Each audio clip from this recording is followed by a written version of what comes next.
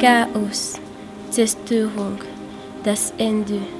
In einem Wort, Plastik. Es ist der Beginn des großen Aussterbens in einer Welt voller Plastikflaschen. Diese Flaschen, die wir täglich nutzen und dann einfach wegwerfen. Aber was passiert mit diesen Plastikflaschen, nachdem wir sie benutzt haben? In unseren Meeren töten sie die Fische. Tonnenweise. Bei diesem Tempo werden unsere Ozeane bald mehr Plastikflaschen als Fische enthalten. Angesichts dieser Situation müssen wir handeln und ein Bewusstsein schaffen.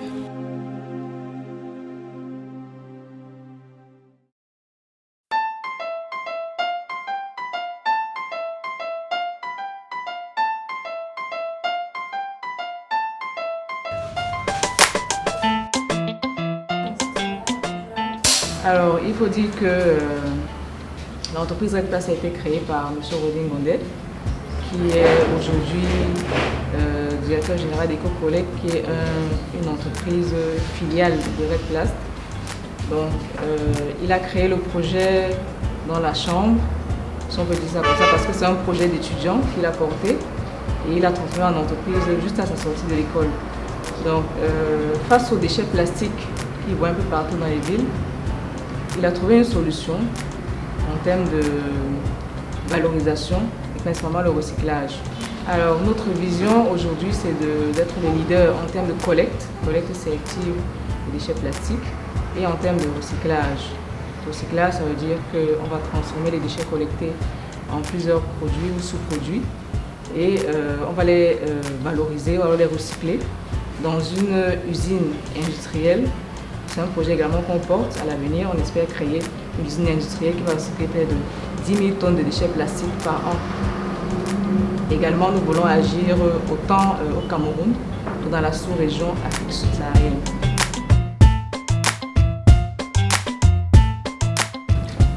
En ce qui concerne le processus de fabrication des pavés, en fait, le pavé écologique, comme vous l'entendez, en fait, c'est un pavé fait à base de plastique et de sable.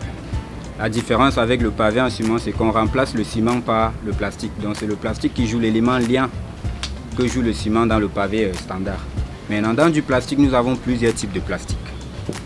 Nous avons 3 types de plastique généralement que nous utilisons dans les pavés. Et chaque plastique joue un rôle. Il y a celui-là qui apporte l'élasticité au pavé, il y a celui-là qui apporte en fait la résistance mécanique au pavé. Donc, cette zone, en fait, c'est la zone qui est essentiellement dédiée au tri et à la séparation. Parce que lorsque nous collectons les déchets à l'extérieur, nous les amenons vers le site, il y a un déchargement et c'est le stockage ici.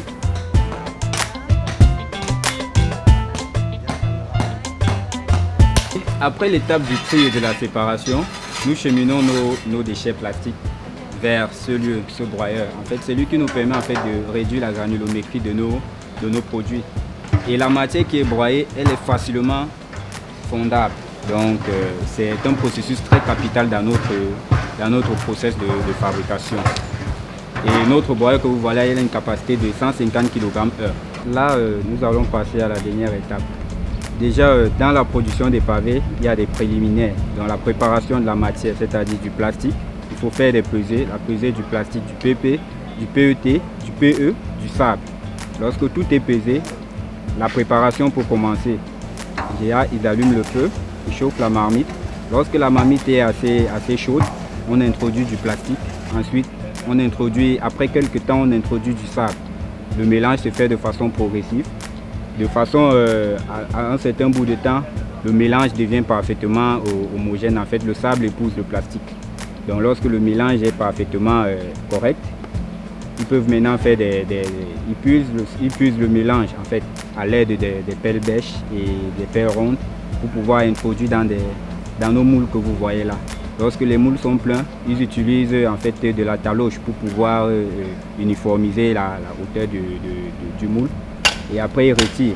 On a le pavé en lui-même. Les pavés plastiques ont plusieurs avantages. ils sont premièrement durables parce qu'ils sont faits à base de plastique. Le plastique qui met 400 ans à se dégrader dans l'environnement. Donc il va mettre plus longtemps que le pavé en ciment qu'on connaît généralement. Et il va faire face en fait, à l'humidité. Donc ça veut dire qu'il n'absorbe pas l'eau. Et le domaine du recyclage, surtout en ce qui concerne le pavé écologique, c'est un domaine dans lequel il y a encore assez de difficultés.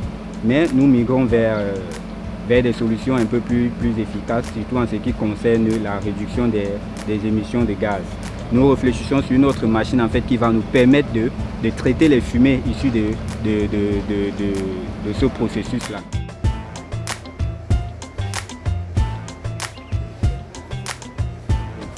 En fait, nous avons une première étape qu'on appelle la collecte dans les rues. Cet éco-cage, en fait, c'est un éco-cage de 2 mètres cubes de volume. Donc, vous voyez là, c'est ici que les usagers introduisent les plastiques. Donc, généralement, vous pouvez trouver ces éco-cages dans des carrefours, devant des écoles, devant des hôtels. Comme je l'ai dit tout à l'heure, il n'a pas seulement le rôle de stocker, mais il a aussi un rôle de sensibilisation. Donc, l'idéal, ce serait de trier à la maison, séparer les déchets à la maison. C'est vers ça qu'on tend. C'est vers ça que c'est le but en fait, de la sensibilisation. Voilà, nous en avons dans presque toutes les villes où nous sommes, comme actuellement dans Garoua, Bafoussam, Nkonsamba, Douala, Yaoundé. Vous allez toujours trouver nos éco-cages. Ok, merci. Quel est votre sentiment lorsque vous voyez des personnes jeter des bouteilles plastiques alors qu'ils peuvent les réutiliser de plusieurs façons? Un sentiment, peut-être pas, mais pour dire qu'il y a encore beaucoup à faire.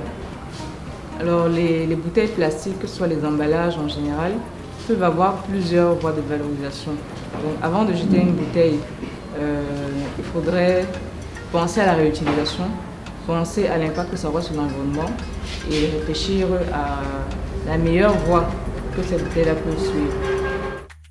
Et sensibiliser également, vous êtes des jeunes, tout passe par l'éducation, donc sensibiliser à partir du bas âge pour que quand on grandit, ça devient comme une seconde nature de pouvoir trier les déchets ou alors les jeter dans les points de collecte pour les éco-cages. D'accord, merci madame, merci pour vos conseils, merci beaucoup de nous avoir accordé votre temps. Merci à vous. Wir müssen aufwachen. Wir müssen uns der Notwendigkeit bewusst werden, zu recyceln, anstatt wegzuwerfen.